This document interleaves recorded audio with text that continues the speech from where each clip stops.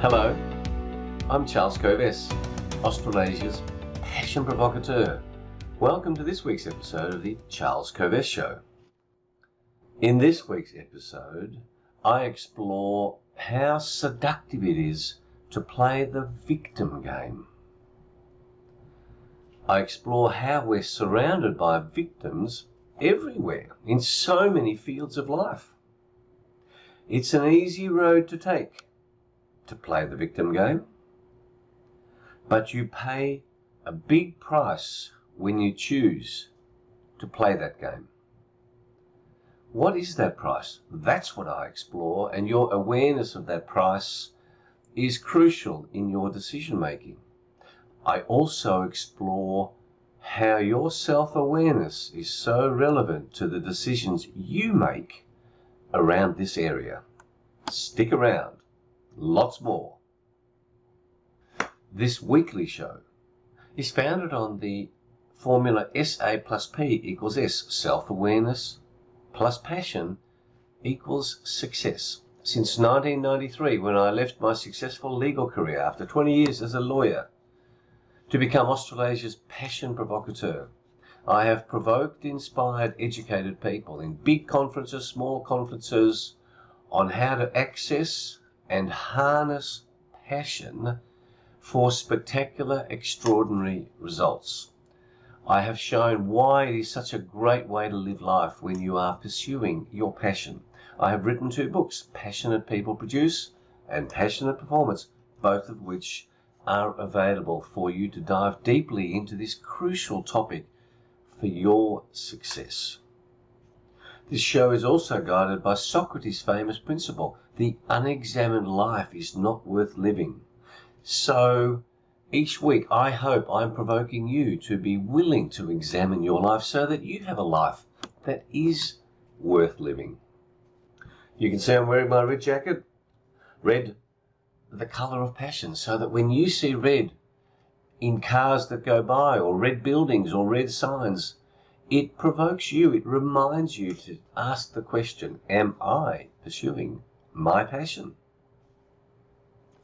Each week I explore one big idea because when we are given too many ideas, we don't know what to do with them, so we do nothing. Here's the one idea this week, another idea next week. Over a period of year, by the way, this is episode 62. I've shared 62 big ideas with you so far. And there's more to come. So if you've missed out on some of the earlier episodes, go back because they're not time related. Each week I also share practical resources to reinforce the philosophy, the idea behind the one big idea. I share with you a song whose lyrics might be relevant, a book, some quotes, some humor, a spiritual tip, and a health tip. This show is not politically correct. I have no intention of being politically correct, and I support certain addictions, one of which, as regular viewers and listeners would know, is coffee. Thank you, Julie.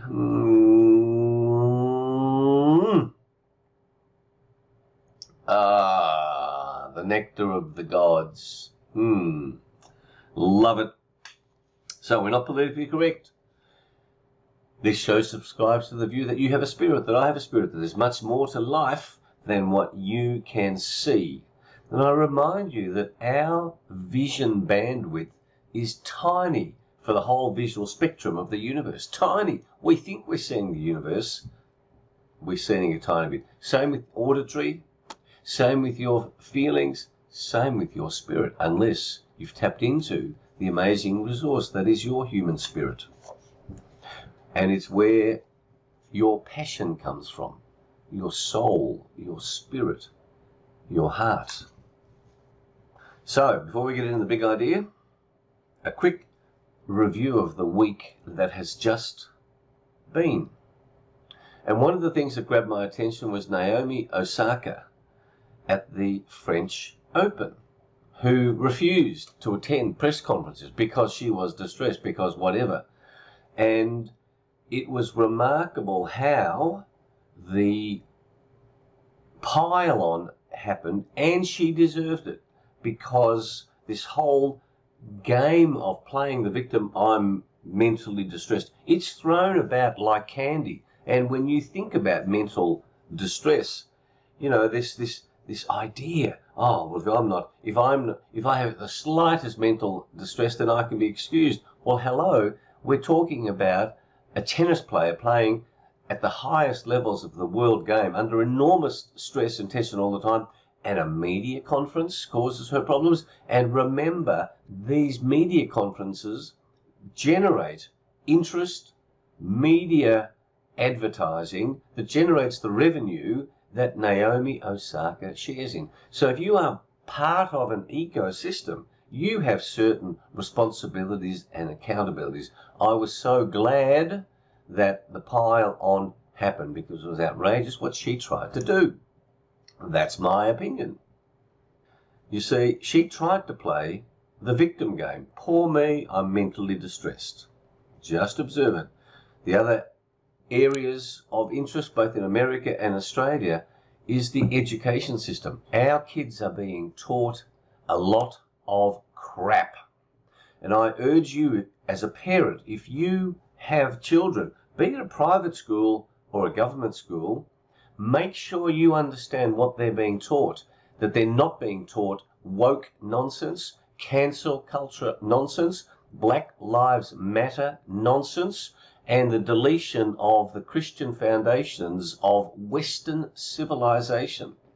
You must take an interest, if you are interested in the future, capabilities and competence of your children. Now, I'm pleased to see Mark Latham in there fighting for the safe schools, against this safe schools issue in New South Wales. And there are courageous politicians around the world who are pushing back against this desire to remove all sense of family, all sense of spirituality, all sense of God or whatever you believe in, and it's only the here and now. And there is a pattern behind it. And the pattern, I observe, is to make the state the family, so that you don't rely on your family, that your commitment is to the state, so that you become a good little robotic producer for the state. That's what I observe, and I fight back. I say the family is the basic building block of society. If families are functioning and strong and loving, then society works. Education is a crucial element of that. Lockdowns in Victoria, in my home state of Victoria, were continued outrageously, and the use of outrageous language. And I want to quote to you from an excellent article by a highly experienced journalist called Steve Price, and he wrote on the Saturday's paper, "The language of government is overblown and out of step. At that infamous Tuesday media performance, we had fear-mongering from an economist, a real estate agent, and a union official about COVID-19. Now, you have to ask the question, why all this fear-mongering is happening? I want you to ask that question of yourself and think about it, because the fear-mongering I consider to be outrageous and deliberately misleading to make people scared. It's happening in America, England, all around the world. The fear-mongering industry is alive and well. And then we've got the variants of the COVID-19 vaccine. Oh, so many variants. So the push is on for vaccines, but then there are variants. So, of course, any thinking person would say, why would I take a vaccine today when there's a variant tomorrow? That's the conversation that's dominating news. And it demands that you think for yourself. And, of course, that's what this show is about. Learning to think for yourself, not having the mob dictate to you what you should be thinking. The other thing I want to share with you is that both Julie and I have been exercising. I've exercised every day, Julie almost every day. Keep exercising. Crucial element to keeping this machine of mine and Julie's and yours in great working order. If you don't look after this machine, you will pay a price. That's why I always share a health tip with you. Now, for today's big idea. Before I do, I want you to have a look at our websites, covest.com, for corporate programs, corporate executive coaching, and charlescurves.com for details about the self-awareness and passion quest. If you received notice of this show via email, you will also receive notice of the masterclass, the next masterclass coming up on Friday of this week on the 11th of June. The self-awareness and passion quest can make a massive positive impact to your life. Come and find out what it's all about. You can buy my books, Passionate People Produce Passionate Performance, on those websites. You can subscribe to Passion Points to Ponder, and you can download valuable materials that support your journey in life, your journey to your unique success. So, today's big idea is very seductive to play the victim game. It's an easy road to take to play the victim game. Are you playing the victim game? I want to bring to your attention the price you pay when you do. Victims are in the news, in the mainstream media, in alternative media.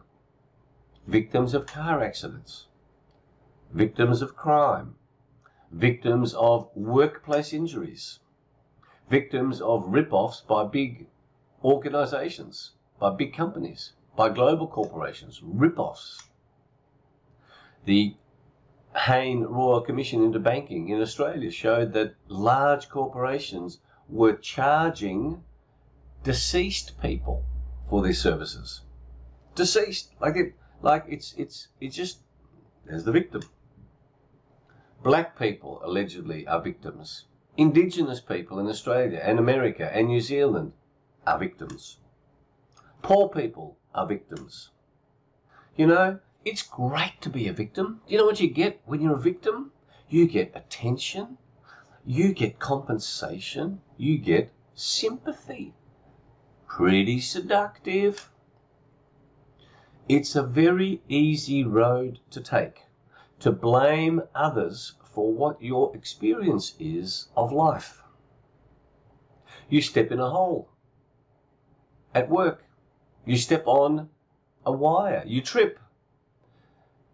You sue the company. You're injured. Wasn't your fault. Of course it was. You didn't pay attention. But it's very easy to play that game. I deserve compensation because I lost a week of work because I tripped on a wire. Yes, I wasn't watching. I was on my mobile phone.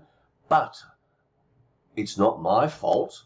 Or, even if it was my fault, I don't want to be responsible for it, because playing the victim game is the opposite of being responsible. You see, I'm responsible for the impact that coffee has on my system. Ah, gosh, that's good. It is easy to be the victim, to play the victim, but you pay a big price when you do this. A big price. As you often do when you take the easy road in your life. You see, it's easy to sit in front of the television and watch TV all night and forget about your responsibilities, forget about the discipline that you wish that you were exhibiting. I speak to so many people who say, I wish I didn't watch so much TV. It's the easy road to take. I was seduced by television. Blame the TV. Victim game is the opposite of taking responsibility. And when you take responsibility, you do create your life.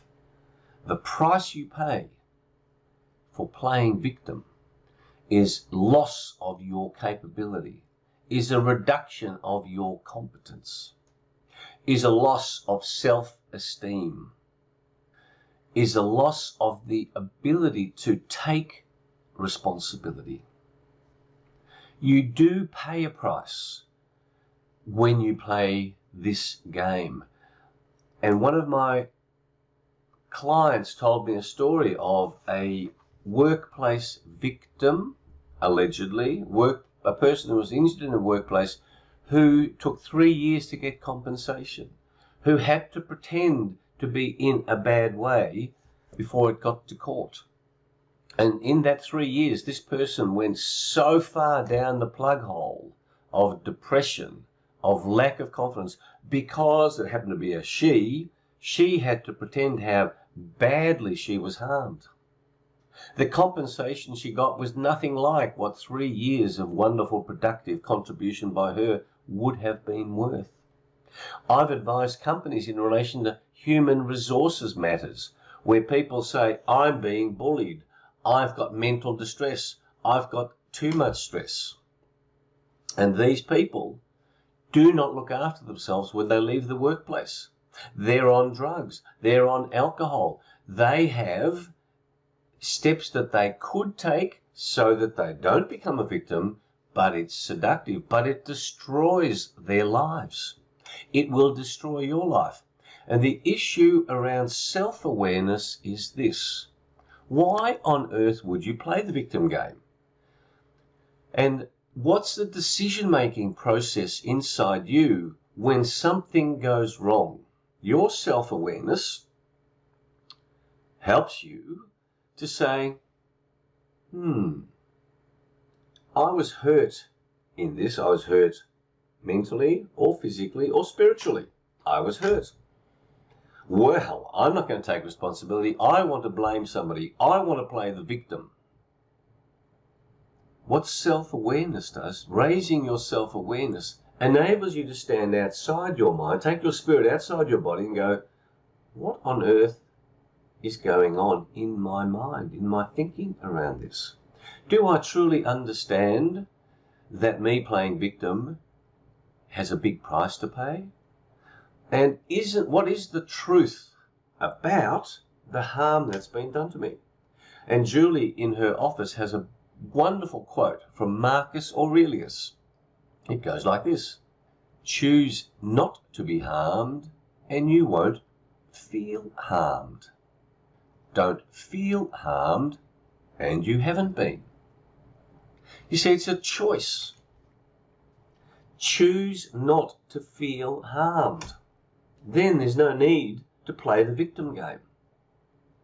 Your self-awareness, and that's what the self-awareness and passion quest is about. That's what my masterclass that you come to for free is about, is understanding how this self-awareness game works so that you can, deep inside your soul, say, am I truly a victim here or did I create this? And in any event, when you understand responsibility deeply, you learn not to blame anybody for anything.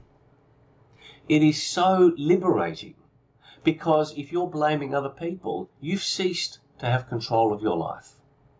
And this gift that we have of life is such a beautiful gift that playing the victim game, in my view, means you are spitting in the eye of God or the universe that gave you this gift. I say the price is far too big to play. I want to see a whole rethink in society of this litigation game that is great for lawyers that I used to be, but does in most cases very little for people. Now, there are exceptions to this, and I accept those exceptions. For example, pollution by a large corporation of a river that impacts on the health of people, that corporation should be made to pay because it's caused damage. But you have to be able to get on with your life rather than going, I have to prove how badly I've been harmed so that I maximize my compensation. It's an important issue. It lies at the heart of successful lives. I say to you that no one great played the victim game. That's my proposition for you to contemplate. So, when I think of victims, I'm thinking of the song. I want to say that the song this week that I was inspired to share with you is by Roy Orbison. What a wonderful performer. Yummy coffee. What a wonderful performer. And the song is Running Scared. And it's an inspiring song because here's a guy running scared running scared, and then comes the end line. You turned away and walked away with me. It's such a powerful idea that you're running scared and then you have this moment of enlightenment. The book I want to share with you this week is The Thrillionaire by Nick Halleck. Make your life an epic, extraordinary adventure. Nick Halleck's story is amazing. The Thrillionaire, not the millionaire. And it just so happens that I wrote an endorsement for this book. But reading books like Nick's book helps you embrace responsibility and not play victim. My quote today is by Albert Einstein, and this also relates to the victim game, of course. Anger dwells only in the bosom of fools. Anger dwells only in the bosom of fools. And it is anger that often drives your decision to play the victim game. Don't be a fool, as Einstein would say. My joke. Let's break up before I give you the spiritual tip, the health tip, the joke. And Walmart have greeters at their doors for those of you who go to Walmart stores, as do other stores. And this story goes like this. I love this. Charlie, a new retiree greeter at Walmart, just couldn't seem to get to work on time. Every day he was 5, 10, 15 minutes late. But he was a good worker, really tidy, clean-shaven, sharp-minded, a real credit to the company, and obviously demonstrating their older person-friendly policies, especially around a retirement community. One day the boss called him into the office for a talk. Charlie, of course I love this joke because it's about Charlie. I have to tell you, I like your work ethic. You do a bang-up job, but your being late so often is quite bothersome. Yes, I know, boss, and I am working on it. Well, good. You are a team player. That's what I like to hear. It's odd, though, you coming in late. I know you retired from the armed forces. What did they say if you came in late there? They said, "Good morning, Admiral. Can I get you your coffee, sir?" I think that is just spectacularly brilliant. Anyway, my health tip. I've been thinking about toxicity in the environment, and my health tip to you is to explore in your house how toxic is your home environment. Many homes are full of modern building materials that emit toxic substances, and you can get brain fog because you're nowhere near as clean in your body as you need to be to not have brain fog, so foggy thinking. And so there are experts who will help you identify toxicity levels in your home, particularly more modern homes. That also relates to toxicity around you in the environment that you're in. You might need to have an oxygenator in your environment. You might need to drink more oxygenated water, for example. Be aware of toxicity levels in your home. My spiritual tip. If someone has harmed you and you feel like blaming them, forgive them. Think about the circumstances where you have got the anger that Einstein says only fools would have.